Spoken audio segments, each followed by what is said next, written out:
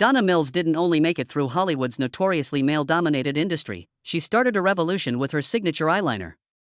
Nothing except a black pencil, an icy gaze, and the evil part that millions of people hated, no lessons, no cosmetics line, nothing.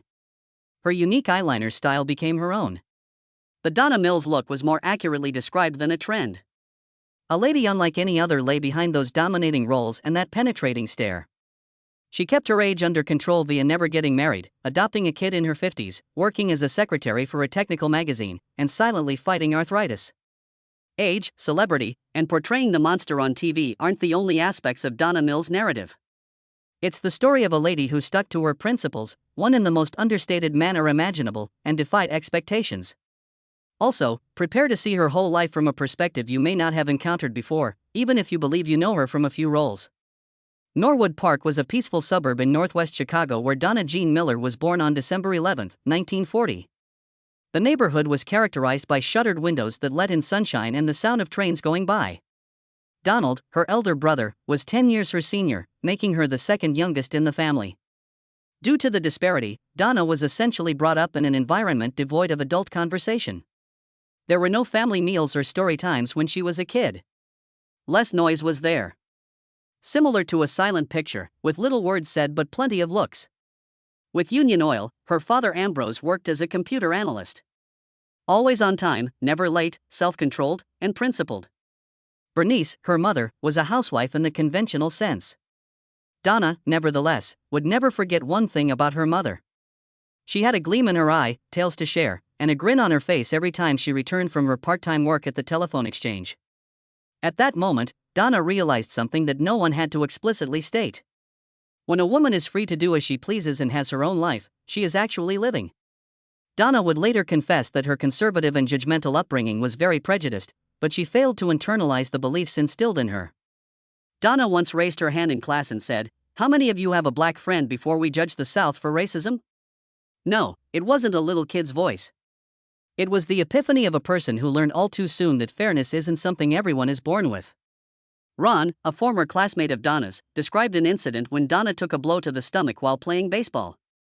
Standing still, she choked back her tears and gasped for air. Until the agony was so great that she broke down in tears. It wasn't until she learned to persevere that the small girl figured out how to seek assistance. She went to Taft High School after finishing Garvey Elementary. Olivia Newton-John Sandy was based on Donna herself, according to Jim Jacobs, who would later write Grease and was a classmate of Donna's. Calm, innocent, yet subtly one of a kind, elusive and unpredictable. Donna left her sorority, Delta Gamma, at the University of Illinois at Urbana-Champaign after just 1 year. Art, not safety, was her priority. The art of dancing was her first love. She secured her first role in Drury Lane's Come Blow Your Horn after pursuing parts in summer stock theaters, where she gained theatrical experience. When the crowd started laughing at her line on opening night, Donna realized there was no going back. "This is what I want to do for the rest of my life." She landed a role in the touring production of My Fair Lady, a journey that brought her to New York. Before securing her first television contract, Donna supported herself by working as a secretary at Popular Mechanics, a technical magazine, a job worlds apart from stage lights, but one that taught her the value of every dollar and the dignity of hard work. When she boarded that train leaving Chicago, she didn't yet know she would become Donna Mills. She only knew one thing. She would never live as someone else's background. Donna Mills wasn't born to be an actress. Her first love was ballet. As a child, she trained seriously, aiming for a professional career in dance. After graduating high school, she enrolled at the University of Illinois Urbana-Champaign, where she balanced academics with honing her ballet skills. But less than a year later, she dropped out, choosing to leave school to focus entirely on becoming a dancer. She returned to Chicago and auditioned for various performing groups. No one hired her. She lacked connections and didn't stand out among the hundreds chasing the same dream. After countless rejections, Donna realized her first dream was slipping away. In that moment of uncertainty, she happened to hear that a local theater was casting for Come Blow Your Horn. With no acting experience, she applied just to try. And unexpectedly, she was chosen. That first night on stage changed everything. The audience laughed at her line. Donna stepped off stage and understood if she couldn't dance, she could still stand on a stage just in another way. Acting hadn't been her first choice. But it was the right one when nothing else remained, and she was determined to follow it through. Not long after, Donna joined the touring production of My Fair Lady and decided to move permanently to New York. She had nothing but a few outfits and ambition. To survive, she worked as a secretary at Popular Mechanics, a technical magazine. By day, she worked; by night, she went to auditions. Once, at a Broadway casting with over 200 other girls, she asked where the dressing room was. No one answered. I was completely invisible, she said later. Still, she kept going. Not long after, a manager, who had been in the room during an audition, noticed Donna. Not for her voice, but for her effort. He saw she had something, but he didn't like the name Donna Jean. Sounds like a small-town beauty queen, he said. And from that moment on, Donna Mills was born. Her career began with television commercials. Then came a role as Rocket on The Secret Storm, a sultry lounge singer. Donna wasn't a singer, but she took the role anyway. She recalled the terror of singing next to a piano in a sparkling dress, not knowing if she was nailing it or ruining the scene. But director Gloria Monty, one of the few women directors at the time, believed in her. She saw the contrast in Donna. Delicate but not easily broken. Soon after, Donna joined Love Is a Many-Splendored Thing, playing Laura, a nun torn between faith and emotion. The show was filmed live with no cuts or edits. She had to stay composed under dozens of watchful eyes and nail every scene in a single take. It was during this time she learned the most about the craft, not just from the role, but from the relentless pressure of live television. Step by step, left her ballet dream behind and walked into a new path. She wasn't chosen from the start, but somehow, through grit, resilience, and an ability to adapt, she got in, and she stayed. In 1971, Donna Mills starred alongside Clint Eastwood in Play Misty for Me, a psychological thriller that marked her film debut and paved her way to Hollywood. But after that initial success, Donna didn't go far in cinema. She was brought back to television, where she was repeatedly cast as women in danger, women being hunted, women who couldn't fight back. She began to feel exhausted. I didn't want to keep being the woman tied up in a dark room or screaming in the woods, Donna once said. She knew that if she wanted change, she had to do something radically different. In 1979, when she heard that the TV series Knots Landing was looking for a new character, a woman who was powerful, sharp, complex, Donna knew this was her chance. The problem was, the producers didn't want her. In their eyes, Donna Mills was a nice girl on screen, not suited for a scheming type. She insisted on auditioning, and she got the role. The character Abby Cunningham debuted in the second season of Knots Landing. From then on, everything changed. In just the next 2 seasons, the show's ratings soared by over 50%, turning Knots Landing from a forgettable series into one of CBS's most-watched programs of the early 80s. Each episode averaged over 20 million viewers, rivaling heavyweights like Dallas and Dynasty. Notably, the highest-rated episodes all centered around Abby. When she seduced someone else's husband, when she flipped the courtroom in her favor, when she smiled through scandal and still came out on top, Abby didn't cry. She didn't fall apart. She calculated and she controlled. This character redefined what a woman could be on American television. Not someone to be loved, but someone to be respected. Donna didn't just act. She intentionally shattered the TV good girl image that had sustained her for the past decade. And she succeeded. The role of Abby sparked a cultural wave. Women viewers admired her strength. Male viewers were surprised and wary. Donna once recalled attending a party where a woman hurriedly pulled her husband away, fearing Abby might do what she did in the show. Beyond acting, Donna did all her own makeup. She didn't trust the studio stylists and crafted a new visual identity. Dramatic cat eyeliner, defined blush, voluminous hair, bold shoulder pads. She spent over an hour each day painting Abby's portrait in the mirror. Because for her, this wasn't just beauty. It was a visual manifesto. Abby's face, through Donna's hands, became its own language. Sharp, deliberate, and fiercely in control. That image quickly became an icon for women of the 1980s. TV Guide, People, Soap Opera Digest, even Vogue, published features teaching readers how to get the Donna Mills look. Soap Opera Digest even ran a special column on how to apply high blush and master cat eyeliner using the Abby look, while People magazine dubbed her the woman who taught American women how to be sharp, starting with their makeup. Beauty salons across America advertised the Abby look. And Vogue listed her among the power faces alongside Joan Collins, faces that didn't need to shout to make a scene tremble. Became a pop culture icon not just for the character, but for the way she controlled her own image in front of the camera. More than that, she proved that a TV role could define an entire era. After 9 seasons on Knots Landing, at the height of her fame, Donna abruptly stepped away. Not because the role ran dry, but because she wanted something more: control over the stories she told. She founded her own production company, handpicked scripts, starred in them, and shaped their messages. In Runaway Father, 1991, she played a single mother traveling across America to find the husband who abandoned their family, based on a real court case. In My Daughter's Name, 1992, she portrayed a grieving mother who kills the man who murdered her daughter, a heavy psychological role that pushed emotional and moral boundaries. What mattered? These films maintained stable ratings, aired repeatedly on cable, and established her as one of the rare female independent producers of that time. Donna didn't make films for fame. She made them to control the message and to earn a living from her own choices. As she once said, "I was never poor, but I always had to watch every penny. That's how I was raised. No matter how much I made, I always saved a lot." That sense of agency and discipline helped Donna live steadily. She won't have to worry about scandals, bankruptcies, or having to support herself in any way other than her work.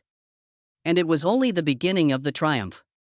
After more than 4 decades in the industry, Donna Mills finally took home a Daytime Emmy in 2015 for her work on General Hospital. At the height of her Knots Landing career in 1986, 1988, and 1989, she earned 3 Soap Opera Digest Awards for Outstanding Villainess. Nobody can claim to have been a legend, taken a break, and then returned and still reign supreme. Yet Donna Mills was the one who did it. Donatella Mills was never wed. I don't think it means she didn't love, however. When love finally did arrive, it was a watershed moment in her life, no matter how long it took. When Donna was younger, she was in a number of relationships. Others were short-lived, others were more permanent, but none of them really stuck around. Alan Adler, a film producer who was one of her first known relationships, was brilliant and charming but lacked the emotional depth necessary for things to progress. Then there was actor Vic Valerio, who had Mills captivated by his good looks and love of the arts, but their romance eventually fizzled out because their paths were diverging. On the other hand, her most notable relationship lasted for 20 years and was with Richard Holland, who had a son called Damien from a prior marriage and was an advertising executive, producer, and ex-husband of singer Chaka Khan. While they were both getting over broken hearts, they crossed paths in Mexico in the late 1970s. The grin on Mills' face lured Holland, Indiana. Mills, who was in her 40s at the time, wasn't looking for a passionate partner, but rather someone to confide in and find solace in. The blossoming of love was everything but easy. Core to core, they were diametrically opposed. Donna moved at a breakneck pace, working non-stop to achieve her incessant ambitions. Holland said he could spend months without moving around and be completely content, exhibiting a laid-back, leisurely pace. Many of Mills's acquaintances were dubious. He was called a gold digger by the press. Donna acknowledged that she was aware of the public's disapproval of Holland, but she chose not to let it impact her. The depth of their connection was enhanced by Donna's acceptance of Holland's history. She gave Damien her whole attention, treating him like her own kid. Mills made sure the youngster had his own room and belongings whenever he stayed with his father, so he could feel at home. Is not a stranger. It had always been there, even before she had children of her own, as a maternal instinct. Despite their feelings for one another, love couldn't reconcile them. Several times over the course of 20 years, they reunited after breaking up. Mills allowed Richard to move in with her initially. She allowed him full access to her life, including her $1.5 million villa, and even helped refurbish it. Even though it was the largest concession she had ever given to a guy, they were unable to overcome their differences. They never tied the knot, never had a family, and Donna, while devastated, ended the relationship when she recognized it wasn't helping her develop. Mills made a choice a few years after the split, when she was 54 years old. A motherhood would be her destiny. She had at the pinnacle of her career at the time, with film roles, producing credits, and widespread fame in the United States, but something was missing. She adopted a newborn girl called Chloe when she was just 4 days old after realizing she had everything else she needed except a kid. This choice caused quite a stir. Mills chose to disregard the criticisms leveled against her because of her age, which they said made her incapable of becoming a mother. Above everything else, her mother instincts arose. She took an 18-year hiatus from her profession. "I want to spend every moment of Chloe's life with her, from the moment she says a word until she starts school, without any acting or press tours. It was never my intention to have a nanny raise my kid." Donna expressed her desire to personally take care of her, providing transportation to and from school and spending each night at her bedside reading her tales. It was precisely what she did. I am Chloe, a model today. Musician Bailey Joshua is dating an influencer who is a member of Soho House, California and has more than 14,500 Instagram followers. Chloe may be 4 days old now, but she will always be Mills' unshakable joy and baby. As if nothing had changed, they continue to spend every minute together, see one another weekly, and even dance on Mother's Day. Love came knocking again when Donna was 61 years old. She crossed paths with Larry Gilman, a director, actor, and acting instructor, in 2001. Larry made Mills feel valued despite his lack of riches and flair. I had a soft spot for wicked dudes before Larry. He did not attempt to exert control over me, rather, he empowered me without becoming engrossed in the process. They dated for over 22 years, but unlike Goldie Hawn and Kurt Russell, they never tied the knot. It was stated simply by Donna. I like to work on my own. Always on my own, I've generated revenue. Marrying doesn't validate me. She said, don't combine finances, in an interview that took place in 2023. Our assets are not divided. Despite our independence, we choose to live together as a married couple. Forms are unnecessary. Their affection isn't flashy. Actions speak loudest about it. Mandeville Vineyards was established in 2013 by Gilman for Mills in Brentwood, their home. Ethereal wine is made from rows of grapes that are picked every autumn. There are no wedding rings or red roses involved. There has never been a more romantic act in Donna's life than that. During her appearance on CBS Sunday Morning, Donna made a humorous comment about how we're farmers. Additionally, farming may be a lot of fun. No, Donna Mills has no marital history. She is my lifelong companion. Even though she has never been pregnant, she is an excellent parent.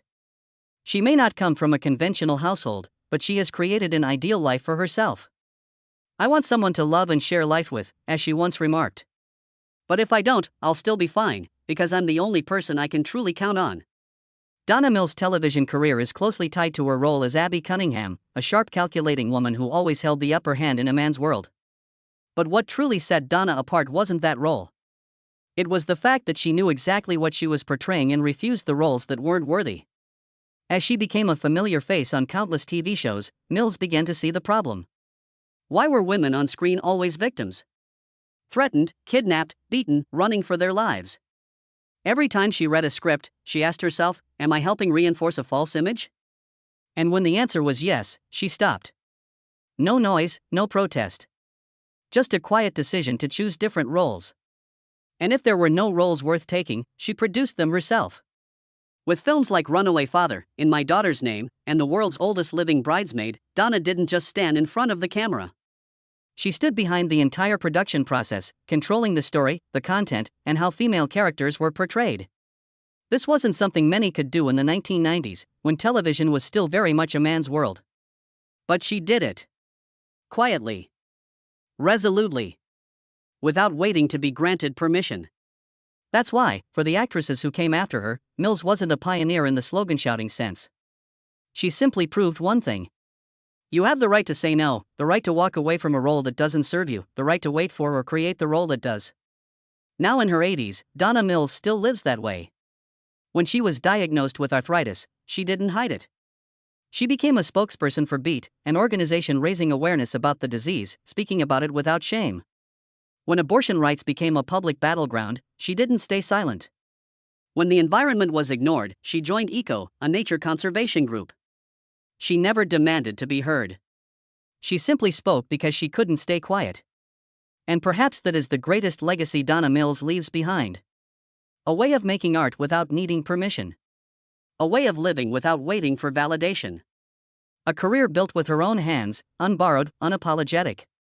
She never told anyone to be like she simply lived that way so future generations of women would know. You don't have to please anyone to take up space.